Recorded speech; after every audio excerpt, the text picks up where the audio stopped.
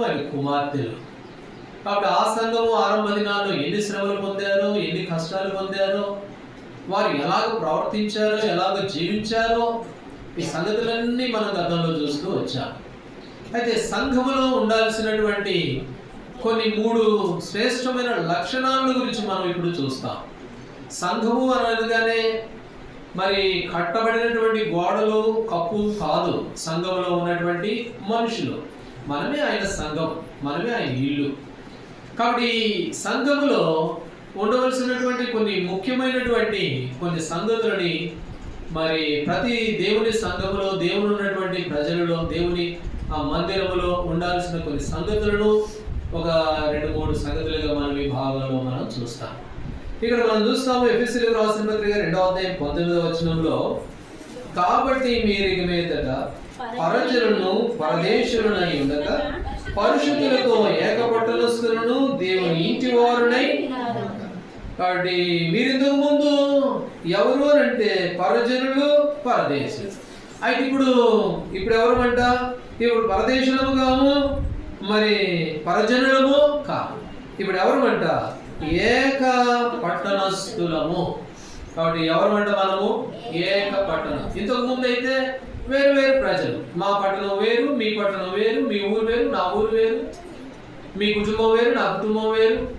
అయితే యేసు ప్రభు ద్వారా ఇప్పుడు మనం అంతా ఎవరమైపోయాము అని అంటే ఏక పట్టణస్థులము అని. ఇంకా ఈ మాట కంటే ఏక పట్టణస్థులము అని అనడం కంటే అంటే అది మంచి పదమే. అయితే మనం ఇలా అనుకోవచ్చు, ఏక కుటుంబము అనడం ఇంకా బాగుంటుందేమో. కాబట్టి మనమంతా ఏక కుటుంబము అని మనము ఈ వాక్యమును అర్థం చేసుకోవచ్చు. సంఘము అనగా కుటుంబము అనేది మొదటి తలపుగా మనం చూస్తాం. న్యాయాధిపతుల గ్రంథము 20వ అధ్యాయంలో, న్యాయాధిపతుల గ్రంథము 20వ అధ్యాయంలో ఒక మాట చదువుతాం. చూడండి, 20వ అధ్యాయము 11వ వచనం. 20:11. కాబట్టి ఇశ్రాయేలులందరూ ఒక మనుషుడైనట్టుగా ఏకీభవించి ఆ ఊరి వారితో యుద్ధము చేయుటకు కూడురి. ఇశ్రాయేలులందరూ కలిసి ఎట్లయిపోయారంటే చెప్పండి, ఒక్క మనుషుడైనట్టుగా. ఎంతమంది ఇశ్రాయేలీలు? ఐగుప్తులో నుంచి బయటకు వచ్చిన వాళ్ళు 6 లక్షల మంది. గత వారంలో నేను పొరపాటు చేశాను, అతను చాలా బాధపడ్డాను. 6 లక్షల మంది, 60 లక్షల మంది, 60 లక్షల మంది అని అన్నాను ఆ సందర్భం వచ్చినప్పుడు. కానీ తర్వాత నేను చాలా బాధపడి క్షమించలేదు, తొందరపాట్లు అలా అన్నాను. 6 లక్షల మంది కాల్వలు, 6 లక్షల మంది వచ్చారు. ఇక తర్వాత కొన్ని దినాలు జరిగినాయి, 6 లక్షలు కాస్త ఇంకా ఎక్కువైపోయి ఉంటారు కదా. ఇంతమంది కూడా ఇశ్రాయేలులందరూ ఎలాంటి వారుగా ఉన్నారట? ఒక్క మనుషుడైనట్టుగా, ఒక్క మనుషుడిగా అయిపోతూ ఉన్నారు, ఒక్క మనుషులాగే కనబడుతూ ఉన్నారు. అయితే ప్రభు బిడ్డలో మన జీవితాల్లో యేసు ప్రభువు తన స్వరక్తం ఇచ్చి సంపాదించుకున్న ఆ సంఘము ఎలాంటిదిగా ఉండాలి అని అంటే ఏక పట్టణస్థులము, లేకపోతే ఒక కుటుంబము అనేది మనం చూస్తాం. కాబట్టి ప్రభు బిడ్డలంగా మనం ఎలాంటి వారంగా ఉండాలంటే ఒక కుటుంబం లాగా ఉండాలి. ఏక పట్టణస్థులు, ఒక పట్టణం కలిగిన ఒక కుటుంబం, ఒక ఇంటి వారంగా మనం ఉండాలి. అందుకని ఇశ్రాయేలు జీవితంలో మనం చూస్తే వారు యుద్ధం వచ్చినప్పుడు ఎలాంటి వారుగా ఉన్నారంట? ఒక్క మనుషుడైనట్టుగా వారు ఏం చేశారు?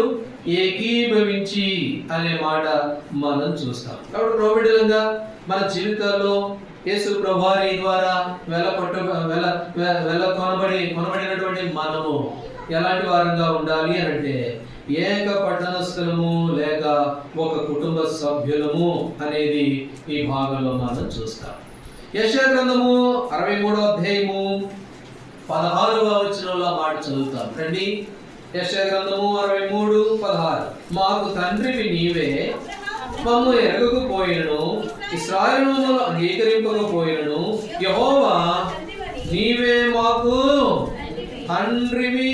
చాలు, నీవే మాకు తండ్రివి. కాబట్టి మనకు తండ్రి ఎవరు? ప్రభువైన యేసుక్రీస్తు వారు.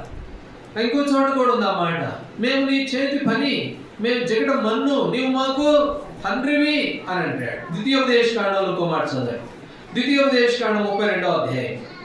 ద్వితీయోపదేశకాండము 32వ అధ్యాయము 6వ వచనం. 32:6. అవివేక జనమా, యెహోవాకు ప్రతీకారం చేయుదురా. ఆయన నిన్ను సృష్టించిన తండ్రి కాడా, ఆయనే నిన్ను పుట్టించి. కాబట్టి నిన్ను సృష్టించిన ఆయన ఎవరట? తండ్రి. కాబట్టి ఆయన ఎవరు? మనకి తండ్రి. మనం ఎవరము అంటే ఆయనకు పిల్లలము అని. అందుకనే ఇదే ఎఫెసీయులకు రాసిన పత్రిక 4వ అధ్యాయము 6వ వచనం చదవండి. 4:6. ప్రభు ఒక్కడే, లేదా 5 నుండి చదవండి. ప్రభు ఒక్కడే, విశ్వాసం ఒకటే, బాప్తిసం ఒకటే, అందరికీ తండ్రి అయిన దేవుడు ఒక్కడే. కాబట్టి మనల్ని సృష్టించిన తండ్రి ఆయన ఒక్కడే. కాబట్టి ఆయన బిడ్డలుగా మనము ఎవరట? ఏక పట్టణస్థులము అని. కాబట్టి మనం ఏక పట్టణస్థులం, ఒక తండ్రి కుమారులం. ఇశ్రాయేలులంతా ఏకీభవించి ఒక తండ్రి, ఒక మనుషుడైనట్లుగా వారు కనబడుతూ ఉన్నారు అని. కాబట్టి ఇక్కడ ఉన్నటువంటి నువ్వు నేను మన తండ్రి, మనల్ని సృష్టించిన వాడు ఆ ఒక్క తండ్రి కుమారులము, కుమార్తెలము, లేక ఒక కుటుంబ సభ్యులము అని. అయితే తండ్రి ఏం చేస్తాడు? తండ్రి ఏం చేస్తాడు చెప్పండి. సామెతల గ్రంథం 3వ అధ్యాయం. సామెతల గ్రంథము 3వ అధ్యాయము. తండ్రి ఏం చేస్తాడు? 12వ వచనం చదవండి. 3:12. తండ్రి తనకిష్టులైన కుమారుని గద్దించు రీతిగా యెహోవా తాను ప్రేమించు వారిని. తండ్రి తనకిష్టమైన కుమారుణ్ణి ఏం చేస్తాడు? గద్దిస్తాడు. అంతే కదా. కాబట్టి తండ్రి తనకి ఇష్టమైన కుమారుని తిడతాడు, గద్దిస్తాడు. అలాగనే యెహోవా తను ప్రేమించే వారిని ఏం చేస్తాడంట?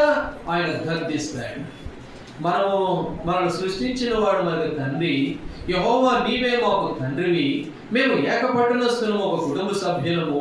ఈ కుటుంబానికి తండ్రి ఎవరు అంటే ప్రభువైన యేసుక్రీస్తు వారు. ఆయన తనకి ఇష్టమైన కుమారుల్ని, కుమార్తెల్ని ఏం చేస్తాడు? ఆయన గద్దిస్తాడు. ఇదే సామెతల గ్రంథం 1వ అధ్యాయంలో ఇంకొక మాట చదవండి. 1వ అధ్యాయము 8వ వచనం. సామెతలు, నా కుమారుడా ఆలకింపుము, త్రోసివేయకుము, అవి నీ తలకు సొగసైన మాలిక, కంఠమునకు హారములై. నా కుమారుడా, నీ తండ్రి చెప్పే మాట, నీ తల్లి చెప్పే ఉపదేశము వాటిని ఏం చేయొద్దన్నాడు? త్రోసివేయకు. వాడి త్రోసివేయడము అంత క్షేమం కాదు. తండ్రి చెప్పే బోధను, తండ్రి చెప్పే మాటలను, తల్లిదండ్రులు చెప్పేటువంటి ఆ ఉపదేశమును అంగీకరించేవాడు దీవించబడతాడు. సామెతలో ఆ మాట కూడా ఉంది ఒక చోట. కాబట్టి నా కుమారుడా, నీ తండ్రి చేసే ఉపదేశం ఏం చేయొద్దు? త్రోసివేయద్దు. అవి నీ కంఠములకు హారంగా పెట్టుకో, నీ తలకు సొగసైన మాలికగా పెట్టుకో. అవి వాటి ద్వారా మనం దీవించబడతాము. కాబట్టి మా తండ్రివి నీవే, మేము నీ కుమారుడు, నీ కుటుంబము. కాబట్టి ఇక్కడ ఉన్నటువంటి మనమంతా కూడా ఆయన కుటుంబము. ఈ కుటుంబానికి తండ్రి ఎవరు అని అంటే దేవుడు. అయితే ఆ తండ్రి ఏం చేస్తాడో తెలుసా? తనకిష్టమైన కుమారుని ఏం చేస్తాడట? గద్దిస్తాడు. ఆయన గద్దింపునకు ఏం చేయొద్దు అని అంటే విసుగవద్దు. ఆయన గద్దింపునకు ఏం చేయొద్దు? విసుగవద్దు. విసిగితే క్షేమం కాదు. కాబట్టి ఆయన గద్దింపునకు ఆయన తల్లి చెప్పి బోధ, తల్లి చెప్పి ఉపదేశము అంగీకరించు, అటువాడు బ్రతుకుతాడని కూడా రాయబడింది. అవి తలకి తగిలించుకోవాలంట, సొగసైన కిరీటంలాగా పెట్టుకో. కాబట్టి ఇక్కడ కుటుంబము అనేది మనం చూస్తాం. ఎఫెసీయులకు రాసిన పత్రిక 3వ అధ్యాయము 14వ వచనం చదవండి. ఈ హేతువు చేత పరలోకమందును భూమి మీదను ఉన్న ప్రతి కుటుంబము ఏ తండ్రిని బట్టి కుటుంబమని పిలువబడుచున్నదో ఆ తండ్రి ఎదుట నేను మోకాళ్ళుని. కాబట్టి ఈ లోకంలో ఒక కుటుంబం, ఆ కుటుంబానికి తండ్రి ఉండబట్టి ఆ కుటుంబం ఎలా పిలువబడుతుందో, కాబట్టి ఆ తండ్రి ఎదుట లోకంలో ఉన్న ప్రతి కుటుంబం ఆయనదే. ఆ అన్నిటికీ తండ్రి అయిన ఆయన దేవుడు. ఆ తండ్రి ఎదుట అనేది చూస్తాం. కాబట్టి ఒక తండ్రి ఆ కుటుంబమునకు ఆయన ఏమవుతాడు అంటే తండ్రి అనేది మనం చూస్తాం. మొదటి తలంపుగా మనం గమనిస్తాము, ప్రభు మనలో పాల్గొందుతూ ఉండగా నేను ఆయన కుటుంబంలో ఒక సభ్యుడను, నేను ఆయన కుటుంబంలో ఒక మనిషిని, ప్రభు నన్ను ఆయన కుటుంబంలో చేర్చుకున్నాడు, నేను ఆయన కుటుంబము. కాబట్టి ఇక్కడ చేర్చబడిన మనం వివిధ రకరకాల కుటుంబాలు కలిగిన వారు కావచ్చులే, కానీ యేసు ప్రభు ద్వారా మనతో ఒక కుటుంబం. మన తండ్రి ఆయన మనల్ని నిర్మించిన వాడు. అయితే తండ్రి తనకి ఇష్టమైన కుమారుని కొన్నిసార్లు ఏం చేస్తాడు? గద్దిస్తాడు. ఆయన గద్దింపులకు ఎంత మాత్రము కూడా వేసుకోవద్దు అనేది చూస్తాం. మొట్టమొదటి తలంపుగా మనం ఆయన కుటుంబము అనేది మొదటి తలంపులో మనం చూస్తాం. సంఘములో ఉండాల్సిన శ్రేష్టమైన లక్షణాలు ఇవి. దేవుడి సంఘముగా పిలువబడుతున్న మనం ఆయన కుటుంబంలో ఒక భాగము. ఆ కుటుంబంలో అధిపతి ఎవరంటే తండ్రి అయిన దేవుడు. కాబట్టి రెండవదిగా మనం చూస్తే రండి, ఎఫెసీయులకు రాసిన పత్రిక 2వ అధ్యాయము 19వ వచనం. కాబట్టి మీదట పరజనులను పరదేశులై ఉండక పరిశుద్ధులతో ఏకపట్టణస్థులను దేవుని ఇంటి వారునై ఉన్నారు. రెండవదిగా ఒకటి కుటుంబము, ఆ కుటుంబములకు తండ్రి మన దేవుడు అనేది చూస్తూ వచ్చాము. రెండవదిగా ఈ భాగంలో దేవుని ఇంటి వారునై ఉన్నారు అనేది చూస్తాం. ఇక్కడ ఇల్లు అనేది కనబడుతూ ఉంది ఈ వాక్యంలో. రెండవది ఇల్లు అనేది చూస్తాం. ఆ ఇంటికి పెద్ద ఆయన ఒక ఆయన ఉంటాడు. ఇంటికి పెద్ద ఆయన ఉంటాడు. సారా అన్నది ఆ ఇంటి పెద్దలు ఏమంటారు చెప్పండి? ఇంటి పెద్దలు ఏమంటారు? ఇంటి పెద్దలు ఏమంటారు? యజమానుడు. సారా అన్నది కదా ఆ మాట. రండి, ఆదికాండము 18వ అధ్యాయం. ఆదికాండము 18వ అధ్యాయము 12వ వచనం.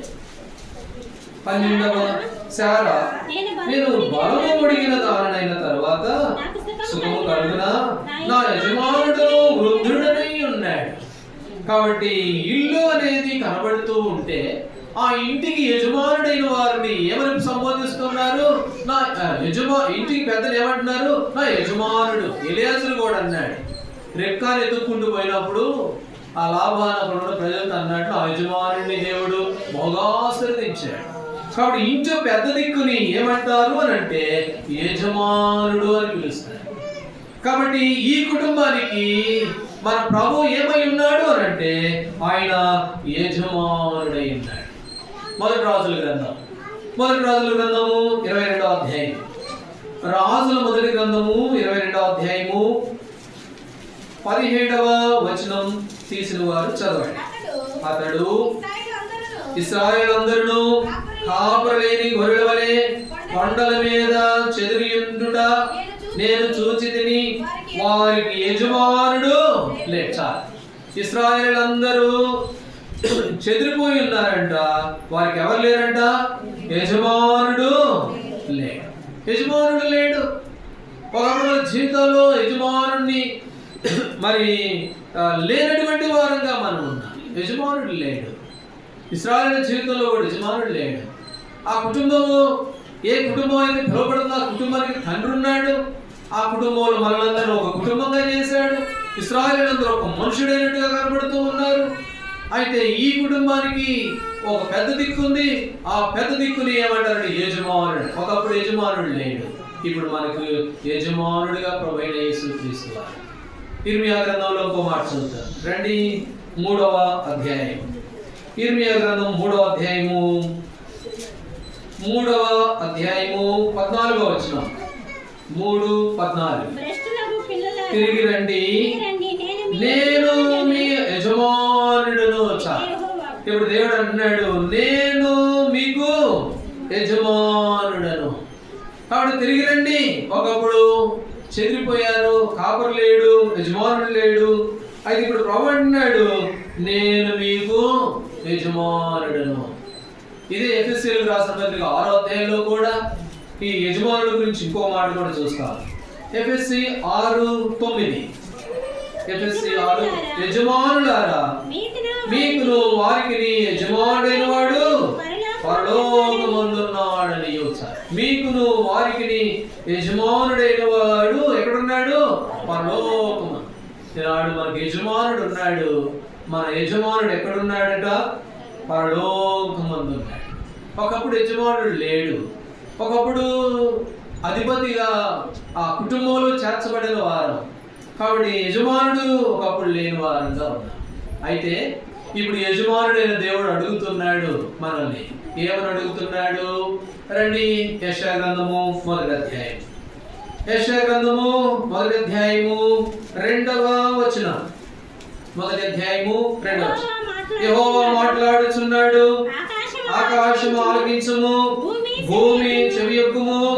నేను పిల్లలను పెంచి గొప్పవారిగా చేసి తిని, వారు నా మీద తిరుగుబడి ఉన్నారు.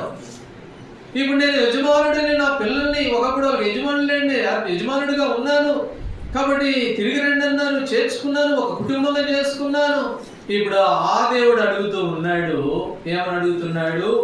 నేను పిల్లలను పెంచి పెద్దవారిని చేశానులే గాని వారు నా మీద ఏం చేశారట? తిరుగుబడి ఉన్నారు.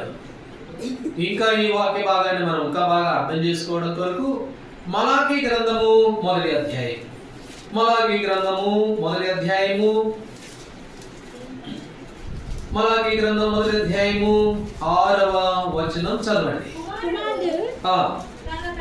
ఘనపరచును కదా దాసుడు తన యజమానుని ఘనపరచును కదా.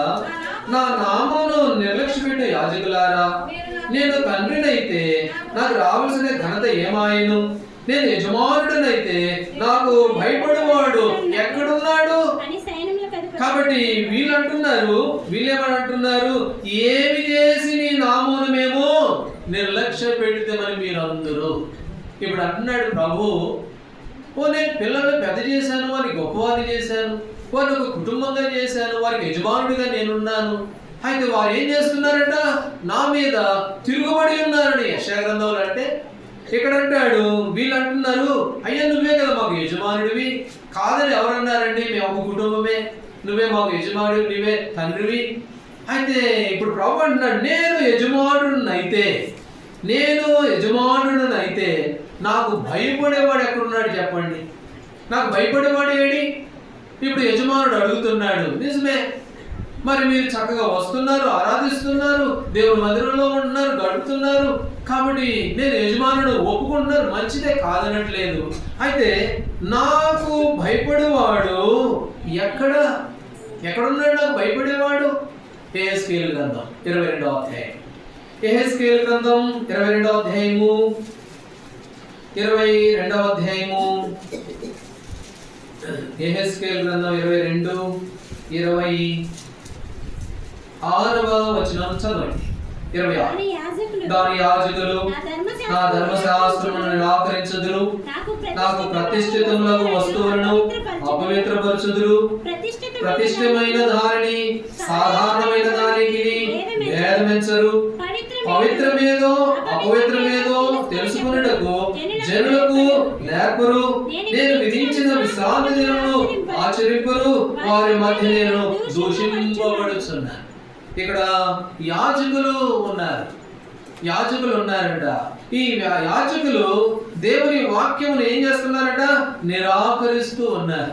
ప్రతిష్టమైన వస్తువునికి అపవిత్రమైన వస్తువునికి భేదమెంచట్లా. దేవుని ధర్మశాస్త్రమును, దేవుని మందిరమును వారు భేదమెంచట్లా. ఇంకొక మాట ఏమన్నాడు? పవిత్రమేదో అపవిత్రమేదో తెలుసుకున్నటకు జనులకు నేర్పరు. కాబట్టి ఏం చేస్తున్నారంట? ఇప్పుడు అంటున్నాడు, నిజమే, నన్ను యజమానుడు అంటున్నావు, నేను యజమానుడు ఒప్పుకుంటున్నావు. నేను యజమానుడిని అయితే నాకు భయపడేవాడేడి? ఎక్కడున్నాడు? అయితే ఇక్కడ అంటాడు యాజకులంట. మనమంతా ఎవరము? రాజులైన యాజక సమూహం. ఇప్పుడు యాజకులు ఏం చేస్తున్నారు? జనులకు నేర్పట్ల. ఏం నేర్పట్ల? ఏది మేలైనది, ఏది పవిత్రమైంది, ఏది అపవిత్రమైంది నేర్పట్ల ప్రజలు. ఈనాడు ప్రభు బిడ్డలంగా ఆయన కుటుంబంలో సభ్యులమని చెప్పుకుంటున్నాం, ఆయన మాకు యజమానుడు ఒప్పుకుంటున్నాం. కానీ అయితే మనం నేర్పించట్లా మిగిలిన వారికి. ఏం నేర్పించట్లా? ఏది అపవిత్రమో, ఏది మేలైనదో, ఏది మంచిదో ఈ యాజకులు ఏం చేస్తున్నారు? వారు నేర్పట్లేదు అని. కాబట్టి వారు ఏం చేస్తున్నారంటే భేదమెంచట్లా. దేనికి భయపడాలో దేనికి భయపడకూడదో చెప్పట్లా, నేర్పించట్లా. ద్వితీయోపదేశ కాండంలో 6వ అధ్యాయులు అంటాడు, నీ పిల్లలకు చదవండి అన్నమాట. ద్వితీయోపదేశ కాండము 4వ అధ్యాయంలో ఉంది కదా అన్నమాట, చదవండి. 4వ అధ్యాయము ద్వితీయోపదేశ కాండము ఇక్కడ ఉంది, 9వ వచనం, 4:9. అయితే నీవు జాగ్రత్త పడము, నీ కనులారా చూసిన వాటిని మరవకుండానట్లును, అవి నీ జీవిత కాలమంతి నీ హృదయంలో తొలగిపోకుండానట్లును నీ మనసును బహు జాగ్రత్తగా కాపాడుకొనుము. నీ కుమారులకును వాటిని నేర్పి. నీ కుమారులకును ఏం చేయాలంట? వాటిని నేర్పి. అయితే యెహెజ్కేలు గ్రంథం 22వ అధ్యాయంలో ఏమన్నాడు? 22వ అధ్యాయంలో నా జనులు పవిత్రమేదో అపవిత్రమేదో తెలుసుకున్నటకు జనులకు వాళ్ళు నేర్పట్ల. నేను యజమానుడిని అయితే నాకు భయపడేవాడేడి? అయితే ఏం చేస్తున్నారంట? నేర్పట్ల, పిల్లలకు నేర్పట్ల, పెద్దలు సరిగ్గా తెలుసుకోవట్లా, యజమానుడు చెప్తున్నాక భయపడట్లా. కాబట్టి నేర్పించే వారంగా ప్రాబిడ్లంగా నేను యజమానుడు అయితే నాకు భయపడేవాడేంటి? అది నాకు భయపడట్లేదు. అది ఏం నేర్పిస్తున్నాం పిల్లలకి? ఒరే ఎర్రది బాగోదురా, నల్లది కట్టుకుంటే రాదురా, అవి నేర్పిస్తా ఉన్నాం. లేదు తుమ్మెరా అంటే ఆగిపో, అవి నేర్పిస్తా ఉన్నాం. కాబట్టి లేదు మంగళవారం వచ్చిందా, మంగళవారం నాడు పోకూడదురా బయటికి, అది నేర్పిస్తా ఉన్నాం. మా వాడు ఒకడు ఉన్నాడు, మా ఫ్రెండ్, వాడు అంటాడు ఒకరోజు నూనె అయిపోయింది, నూనె అయిపోయింది, నేను నూనె కొట్టుకెళ్ళా నూనె ప్యాడ్ చేద్దామని. ఆ రోజు శనివారం నాడు నూనె కొట్టరా మీరు అని అన్నాడు. అయిపోతే ఎప్పుడు కొనకపోతే ఏం చేస్తాం, అయిపోయింది, అది వస్తుంటావా అంటే వాడు సెంటిమెంట్. అది శనివారం నాడు నూనె కొనకూడదు. అయితే అంటున్నాడు ప్రభు అన్నాడు, నేను యజమానుడిని అయితే నాకు భయపడేవాడు ఏడి? నువ్వు ఒక చిన్న దారానికి భయపడుతున్నావు కానీ, ఓ దిష్టి చొక్కగా భయపడుతున్నావు కానీ, యజమానుడిని చెబుతున్నావు, అది నువ్వు భయపడట్లా, పిల్లలకు నేర్పట్లా, నా జనులకు నేర్పట్లేదంటే యాజకులు. ఏం నేర్పట్లా? అపవిత్రమైందో పవిత్రమైంది ఏదో అది నేర్పించట్లే ఈనాడు ప్రభు బిడ్డలని దేవుని ప్రజలకు. అది కుటుంబం అని చెప్పుకుంటున్నాం, కుటుంబంలో ఉంటున్నాం కానీ అయితే ఏం నేర్పిట్లా? ద్వితీయోపదేశ కాండంలో చూసాం, నీ పిల్లలకు వాటిని నేర్పు. అది ఏం నేర్పిస్తున్నాం మనం? మెడలో వద్దులేరా, చేతుకు కట్టుకోరా, లేకపోతే అరికాలు కట్టుకోరా, కాలు కట్టుకోరా, ఇవి నేర్పిస్తా ఉన్నా. అందుకనే దేవుడు అంటున్నాడు, నేను యజమానుడిని అయితే నాకు భయపడేవాడు ఏడండి, కాబట్టి నా మీద తిరుగుబడి ఉన్నారు వీళ్ళు అన్నాడు. కాబట్టి దేవుని సంఘంలో యేసు ప్రభువు తన రక్తం ఇచ్చి కొనుక్కున్న ఈ సంఘంలో నీవు ఎవరికి భయపడుతున్నావు అని? మంగళవారానికి భయపడుతున్నావా, లేకపోతే వచ్చిన దారానికి భయపడుతూ ఉన్నావా? అది ప్రభు అంత గొప్పవాడు, అంత శక్తిమంతుడు, ఆయన పక్కన పెట్టి ఇక మిగిలిన వాటిని మనము చూస్తూ ఉంటే ఆయన అంత దుఃఖపడతాడు. ఇంకో మాట చదవండి, ఇర్మియా గ్రంథం రండి. ఇర్మియా గ్రంథం 2వ అధ్యాయం, ఇర్మియా గ్రంథం 2వ అధ్యాయం 26వ వచనం. ఇర్మియా గ్రంథం 2:26 చదువు. దొరికిన దొంగ సిగ్గుపడినట్లు ఇశ్రాయేలు కుటుంబము వారు సిగ్గుపడుదురు. నీవు మా తండ్రివని మ్రానుతోను, నీవే నన్ను పుట్టించుదువని రాజుతోను చెప్పుదురు. ఇలా అంటున్నారంట. వీళ్ళేమంటున్నారు? నీవే మమ్మల్ని పుట్టించావు. ఈ మాట అన్నారు వాళ్ళు, ఆ మాట కూడా అన్నారు. మోషే కొండ ఎక్కాడు. మోషే కొండ ఎక్కితే కొంచెం కిందకు రావడం కొంచెం ఆలస్యమైంది. అప్పుడు వీళ్ళన్నారు, ఇశ్రాయేలు మమ్మల్ని తీసుకొచ్చినోడు వెళ్ళిపోయాడు ఏమో మాకు తెలీదు, మా కోసం ఒక దూడని చేయి, ఒక బంగారు విగ్రహం చేయమంటే ఇక ఏం చేస్తాడు? ఎవరు ఏమో కొడతారో చంపుతారో ఏమో లేదు, సరే మీ కోవిలు అన్నీ ఏంటంటే బంగారం ఇస్తే ఒక దూడని చేశారు. ఇప్పుడు ఆ దూడ దగ్గరికి పోయి అంటున్నారు, నీవే మా తండ్రివి, నీవే మమ్మల్ని పుట్టించావు. దానికి మొక్కుతూ వచ్చారు. ఇప్పుడు ఇక్కడ అంటాడు ఇర్మియా గ్రంథంలో, దొరికిన దొంగ సిగ్గుపడినట్లు ఇశ్రాయేలు కుటుంబం వారు సిగ్గునందుదురు. ఎందుకనంటే నీవే మా తండ్రి అని రాకతోనూ బొమ్మలతోనూ అంటూ ఉన్నారు. నిజమైనాడు మనం కూడా ఇదే మాట అంటా ఉన్నాం. అందుకని దేవుడు సిగ్గుపడుతూ ఉన్నాడు, బాధపడుతూ ఉన్నాడు. మా నాన్న ఇక్కడ పెట్టుకొని దారిపోయి ఆయన పట్టుకొని ఆయనే మా నాయన అంటే మా నాయన ఎంత బాధపడతాడు చెప్పండి? ఆయన దుఃఖం ఉండదా? అయితే ఈనాడు దేవుని బిడ్డలంగా ఆయన కుటుంబంలో ఉన్నానని చెప్పుకుంటున్నావు, ఆయన యజమానుడికి ఆయన నాకు యజమానుడిని చెప్పుకుంటున్నావు, కానీ దేనికి భయపడుతున్నాము అంటే ఒక చిన్న దారానికో లేకపోతే ఇంకొక లోక సంబంధమైన పద్ధతులకో వాటికి భయపడేవారుగా ఉన్నాం. ఇది నిజంగా దేవుని మన క్రైస్తవ జీవితంలో ఎంతో దుఃఖకరమైన పరిస్థితి. అందుకని ప్రభువు అంటున్నాడు, ఈయన ప్రజలు నా మీద ఏం చేస్తున్నారు? తిరుగుబాటు చేస్తూ ఉన్నారు. కాబట్టి ఈయన వీళ్ళు అంటున్నారు నేను యజమానుడు అయితే నాకు భయపడేవాడు ఏడైనా ప్రభు అడుగుతూ ఉన్నాడు. కాబట్టి ప్రభు బిడ్డలంగా ఈనాడు దేవుని ప్రజలంగా నీవు ఎవరికి భయపడుతున్నావు అని, రాతితోనూ విగ్రహాలతోటి నీవే మా తండ్రివి, నీవే మమ్మల్ని పుట్టించావు అని చెప్పి ఒకవేళ కానివాటికి ఏమన్నా ప్రాధాన్యత ఇస్తున్నావేమో. ప్రభు ఎంతో దుఃఖపడుతూ ఉన్నాడు. ఆయన నీ విషయంలో నా విషయంలో బాధపడుతూ ఉన్నాడు. నేను కొన్నిసార్లు చూశాను, ఈ మరి ఎంతమంది గతంలో చూడలేదు, కొన్నిసార్లు చూశాను. కొన్ని కుటుంబాలకు వెళ్ళినప్పుడు కొంతమంది చూసినప్పుడు అరే వారి విశ్వాసం వారి ప్రార్థన అది ఆ చిన్న దాంట్లోనే చిన్న వాటిల్లో పోగొట్టుకుంటూ నిజంగా ఎంతో దుఃఖం అనిపిస్తాము. ఏం చూస్తున్నారా వీళ్ళు, ఏం నేర్చుకుంటున్నారా అని. కాబట్టి మిగిలిన వారి కంటే సరిగ్గా తెలియదు, కానీ కాబట్టి మనకెందుకు తెలియదు చెప్పండి. కాబట్టి రాతితోటి మరి కొయ్య విగ్రహ బొమ్మలతోటి చెప్పొద్దు. ఆయన నేను చెప్పమంటే ఆ మాట చెప్పమంటే అటైతే సమూయేలు పోయి సౌలుతో అన్నాడు. సౌలుతో ఏమన్నాడు? బాబు అమాలేకీయులందరినీ హతం చేయాలంటే ఆ మంచిదండి మీరు చెప్పారు కాబట్టి నేను చేస్తానని చెప్పి సౌలు పోయి అందరినీ చంపాడు. అందరిని చంపి వచ్చిన తర్వాత అన్ని చేశానండి, మీరు చెప్పినట్టు చేశానండి అని అంటే అప్పుడు సమూయేలు అన్నాడు, ఆ ఎడ్ల అరుపులు ఎక్కడవి? ఆ ఎడ్లు అరుపులు వినపడుతున్నాయి, నాకు గొర్రెలు అరుపులు వినపడుతున్నాయి కదా, అయినా ఎక్కడవి అని అంటే ఏమైపోయాడు? దొరికిన దొంగ సిగ్గుపడినట్టు. ఇశ్రాయేలు కుటుంబం వారు సిగ్గుపడతారంట. ఎందుకంటే ఆ రాళ్ళతో చెప్తా ఉంటుంది, ఆ దారాలతో చెప్తా ఉంటుంది, లేకపోతే వాటితో చెప్తే వీటితో చెప్తాం. కొంతమంది ఏం చేస్తారంటే ఉంటుంది కదా నాగజముడు పట్ట, అది ఇంటి ముందు పెడితే దాంతో చెప్తే నువ్వే మా తండ్రి అని. కొంతమంది ఏం చేస్తారు, గుమ్మ ముందు ఒక రాడ్ వేసి నీవే మా తండ్రి, నీవే మమ్మల్ని రక్షించేది. దారాలు, రాడ్లు, ఆ మూల కంప ఇవన్నీ మనల్ని రక్షించేది. అందుకని ప్రభు అంటున్నాడు, నేను యజమానుడనైతే నాకు భయపడేవాడు ఏడండి, ఎక్కడున్నాడు అని ప్రభు అడుగుతూ ఏం సమాధానం చెప్తాం దేవుని బిడ్డలు. కాబట్టి ప్రభు దగ్గర ఒకసారి పరీక్ష చేసుకోవాలి. ప్రభు బలలో పాల్గొందుతూ ఉన్నాం, శ్రేష్టమైన దేవుని ఆరాధిస్తూ ఉన్నాం, ఆయనకు భయపడుతున్నావా లేకపోతే ఈ లోక సంబంధమైన వాటికి భయపడుతున్నావా అని. అందుకని ఇక్కడ చూస్తాము, మనం ఎవరమంట? ఆయన ఇంటి వారమై ఉన్నాం. ఈ ఇంటికి ఆయన ఏమై ఉన్నాడు? యజమానుడై. ఆ యజమానుడికి నువ్వు భయపడుతున్నావా అని అది మనం పరీక్ష చేసుకోవాల్సిన వారంగా. సరే, ఇప్పుడు మూడో విషయానికి వెళ్తే రండి, ఎఫెసీయులకు రాసిన పత్రిక 2వ అధ్యాయము 19వ వచనం. కాబట్టి మీరు ఇక మీదట ప్రజలను పరదేశులై ఉండక పరిశుద్ధులతో ఏకపరస్తులను దేవుని ఇంటి వారునై ఉన్నారు అని. ఇప్పుడు మనం ఏమై ఉన్నామంట?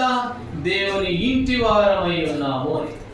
దేవుడు ఏమై ఉన్నాడు మనకి? సంఘము ఆయన ఏమై ఉన్నాడు? చదవండి మాట చదువుతాం. హెబ్రీయులకు రాసిన పత్రిక 3వ అధ్యాయం, హెబ్రీ 3:6వ వచనం చదవండి. హెబ్రీయులకు రాసిన పత్రిక 3వ అధ్యాయము. అయితే క్రీస్తు కుమారుడు అయ్యండి, ఆ ఇంటి మీద నమ్మకంగా ఉన్నాడు, ధైర్యమును నిరీక్షణ వలన ఉత్సాహమును తుదమట్టుకు స్థిరంగా చేపట్టిన ఎడల మనమే ఆయన ఇల్లు, మనమే ఆయన ఇల్లు. ఇంకొక మాట, ఎఫెసీయులకు రాసిన పత్రిక 1వ అధ్యాయం 23వ వచనం, 1:23.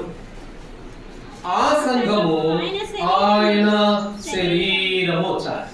ఆ సంఘము ఆయన శరీరము. ఇక్కడ ఎఫెసీ 2:19లో దేవుని ఇంటి వారు అనేది మనం చూస్తాం. మూడవదిగా ఆయన ఒకటి కుటుంబము, ఆ కుటుంబంలో చేర్చబడ్డాం.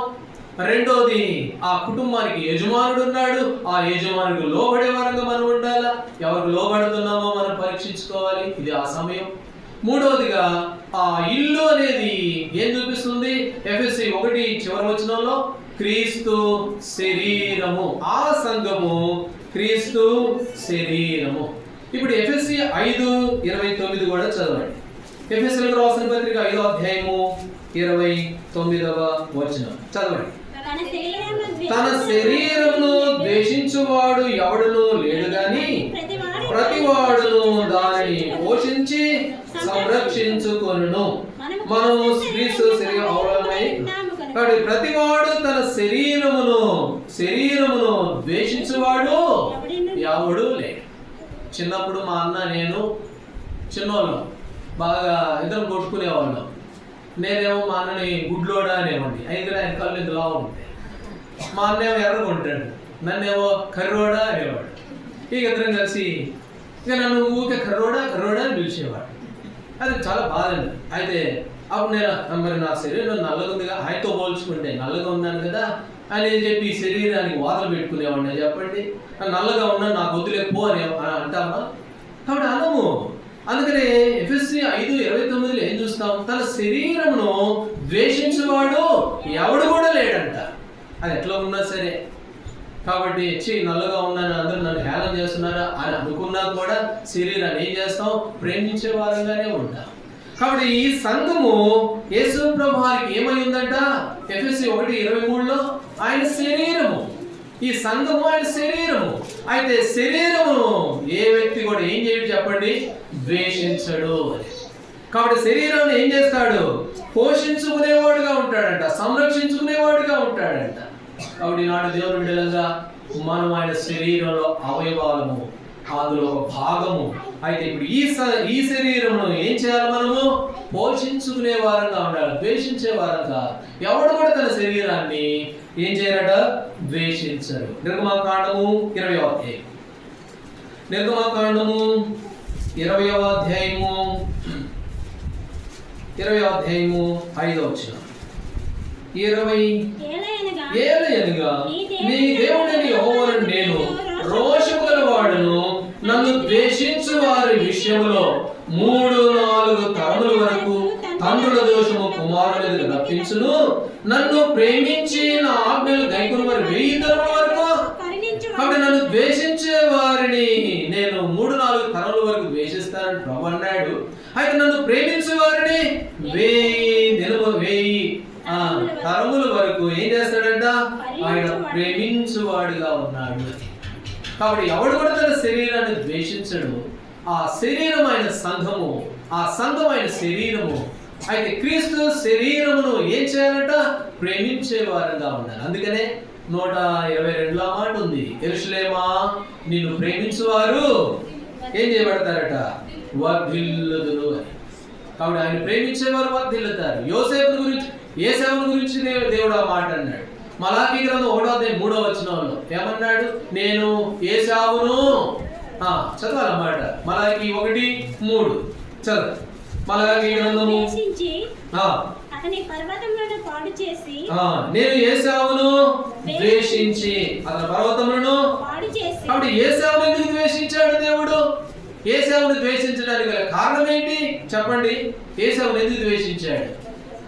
మలాకీ 1:3 చదువుకున్నాం కదా, నేను ఏశావును ద్వేషించితిని, అతని పర్వతాలను పాడు చేసితిని అని దేవుడు అన్నాడు. ఏశావును ఎందుకు ద్వేషించాడు చెప్పాలి. ఎన్నోసార్లు విన్నాం కదా, ప్రశ్నలు అడగాలి, లేకపోతే ఎంతవరకు నేర్చుకున్నామని ఎట్లా తెలుస్తుంది? ఏశావును ద్వేషించడానికి కారణం ఏంటి? భ్రష్టుడైపోయాడు. నాకు వద్దులే తీసుకోపో అన్నాడు. ఆత్మీయ విషయాలలో, ఆత్మీయ జీవితంలో ఆత్మీయమైన సంగతుల్ని ఎట్లా చేశాడు ఏశావు అంటే? ఒక పూట కూడికకి తక్కువ చేస్తూ వచ్చాడు. ఆత్మీయ విషయాలని ఎన్నికలేదుగా చేశాడు. అందుకని దేవుడు ఏమన్నాడు? ఏశావు నేను ద్వేషించాను. కాబట్టి దేవుని విషయంలో, దేవుని పని విషయంలో, దేవుని మందిరం విషయంలో, దేవునికి సంబంధించిన ఆత్మ సంబంధమైన విషయాలలో ఒకవేళ నువ్వు తక్కువగా చేస్తే ఆయన ఏం చేస్తాడు? నేను ద్వేషిస్తాను. కాబట్టి మరి ప్రౌఢంగా మరి దేవుని విషయంలో మనం చూస్తాము. ఆయన 1000 తరముల వరకు ఏం చేసేవాడట? కనికరిస్తాడు. ఎవడు కూడా తన శరీరంలో ద్వేషించడు. కనుక ఇంకొక మాట చదవండి, సామెతల్లో మాట చదువుతాం. సామెతల గ్రంథం 11వ అధ్యాయం, సామెతల గ్రంథం 11వ అధ్యాయము 17వ వచనం. 11:17 దయగలవాడు తనకే మేలు చేసుకొనును, క్రూరుడు తన శరీరమునకు బాధ తెచ్చును. క్రూరుడు ఏం చేస్తాడు? తన శరీరమునకు బాధ తెచ్చుకుంటాడు. ఇప్పుడు సంఘము ఎవరి శరీరం అంట? ప్రభు శరీరం. దయగలవాడు తన శరీరానికి ఏం తెచ్చుకుంటాడు? మేలు చేసుకుంటాడు. అయితే క్రూరుడు ఏం చేస్తాడు? తన శరీరంలో గాయ గాయపరుచుకుంటాడు, దుఃఖపెట్టుకుంటాడు. కాబట్టి మరి మూడవదిగా మనం చూస్తాము, ఆయన సంఘము ఏం చేయబడుతుంది అని అంటే పోషించుకునేదిగా, వర్ధిల్లేదిగా కనబడుతూ ఉంది. ఆ సంఘం అంటే మనమే ఆయన శరీరం. అందుకనే ఆరంభ దినాల్లో అపోస్తుల కార్యములు 9వ అధ్యాయం 11వ వచనంలో అక్కడ ఒక సంఘం ఉంది. ఆ సంఘం ఎలాంటిదిగా ఉందంట, చదవండి అన్నమాట. అపోస్తుల కార్యములు 9వ అధ్యాయం 31వ వచనం. 9:31 చదవాలి, సమయం లేదు. కావున యోదయ, గలిలయ, సమరయ దేశములంతటా సంఘము క్షేమాభివృద్ధి నందుచు సమాధానం కలిగి ఉందంట. ఆ తర్వాత చివరి భాగంలో విస్తరిస్తూ ఉందంట. విస్తరించడానికి గల కారణం ఏంటి చెప్పండి? సమాధానం కలిగి, ప్రభునందు భయమును, పరిశుద్ధాత్మ ఆదరణ కలిగి విస్తరిస్తూ ఉంది. విస్తరించడానికి కారణం ఏంటంటే సమాధానం కలిగి ఉంది ఆ సంఘం. కాబట్టి శరీరం పోషించబడాలా, పోషించబడి వృద్ధి చెందాలి. వృద్ధి చెందాలి అని అంటే ఆ సంఘములో ఏముండాలట? సమాధానం కలిగి ఆ సంఘం ఏం చేయబడుతుంది? విస్తరిస్తూ ఉన్నట్లుగా చూస్తాం. ఇంకొక మాట వచ్చారు, కొరింథీయులకు రాసిన మొదటి పత్రిక 14వ అధ్యాయము. కొరింథీ మొదటి పత్రిక 14వ అధ్యాయము 26వ వచనం. 14:20. ఇప్పుడు మీలో ఏమి జరుగుచున్నది?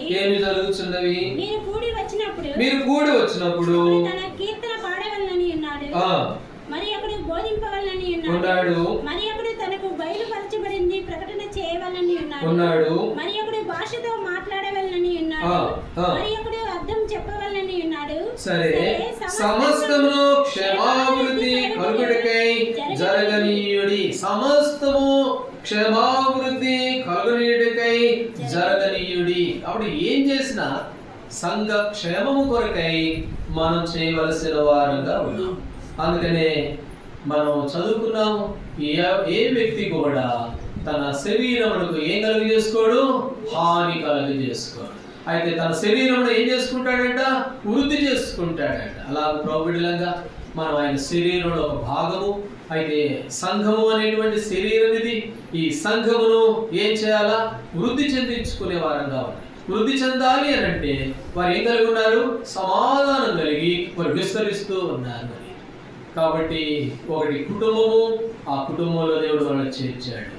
రెండవది, ఆ కుటుంబమునకు యజమానుడు ఉన్నాడు, ఆ యజమానుడికి భయపడవలసిన వారంగా ఉన్నాం.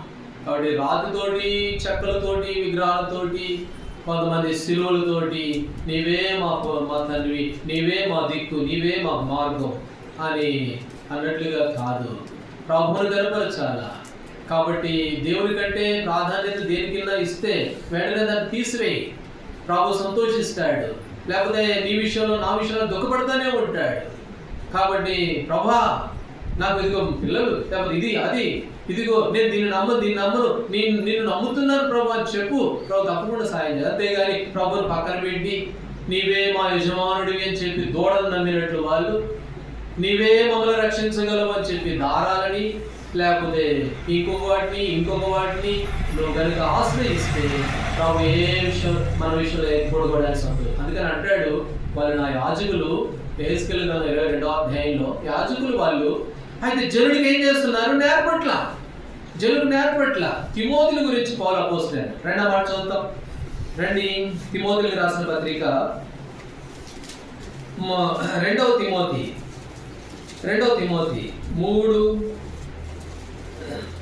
3వ అధ్యాయము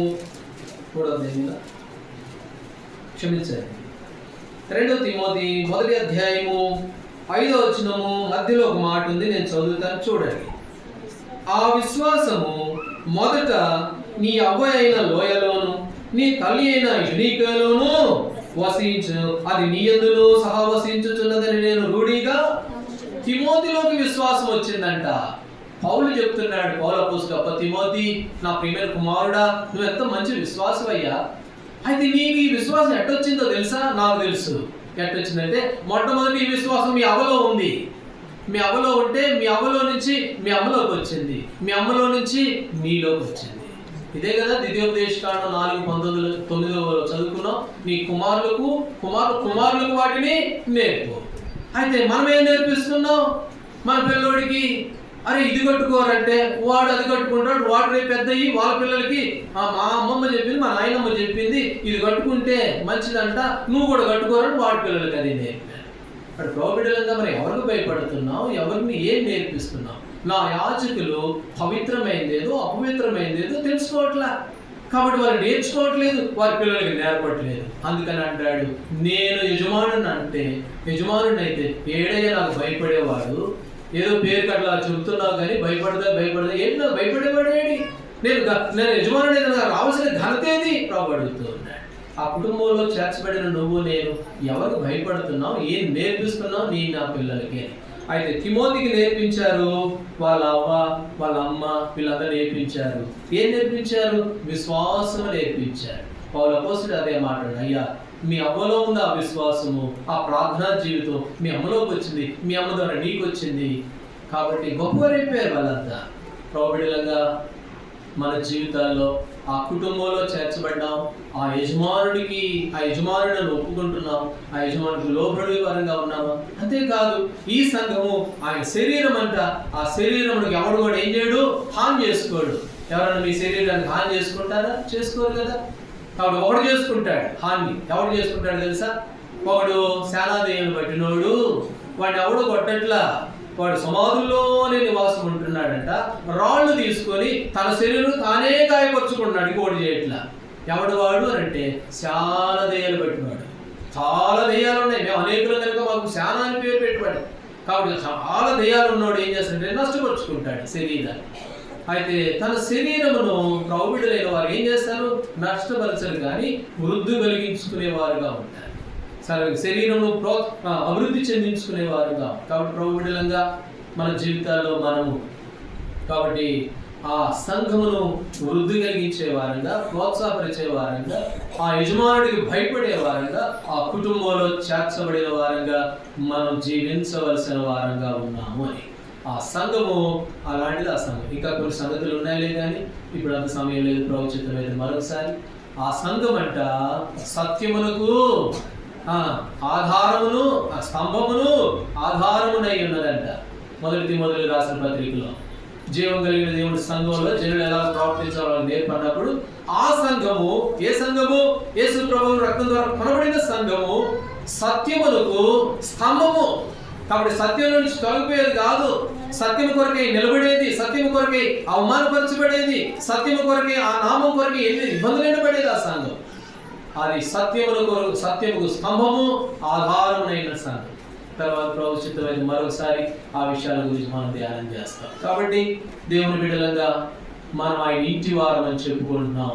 ఆ ఇంటి యజమానుడికి లోబడుతున్నామా? ఇశ్రాయేలు అందరూ ఎట్లాంటి వారు ఉన్నారంట? రకరకాలుగా కనపడ్డారని అన్నాడా న్యాయాధిపతుల గ్రంథంలో? ఒక్క మనుషుడైనట్టుగా ఉన్నారంట. కాబట్టి ఒకటే, కుటుంబాలు వేరు, ఇల్లులు వేరు, రంగులు వేరు, రూపాలు వేరు. మరి ఎఫెసీ 2లో ఏమన్నాడు? వారికి బాప్తిసం ఒకటే, తండ్రి కూడా ఒకటే. కాబట్టి ఒకటే తండ్రి, ఒకటే ప్రభు, ఒక బల్ల, ఒక బాప్తిసము, ఒక కుటుంబము. కాబట్టి దేవుని బిడ్డలంగా అలా ఎంచుతున్నామా? ఒక కుటుంబంలాగా, ఒక తండ్రిగా, ఒక యజమానుడిగా లోబడుతూ. కాబట్టి పరీక్ష చేసుకోవాలి మనం ప్రభుత్వం. కాబట్టి దేవుడు సమయం ఇచ్చాడు, ఒకసారి పరీక్షించుకుందాం. ఆ సంఘములకు సామెతలు ఎంత చదువుకున్నాం కదా, ఏమన్నాడు? దుర్మార్గుడు ఏం చేసుకుంటాడంట? హాని చేసుకుంటాడంట.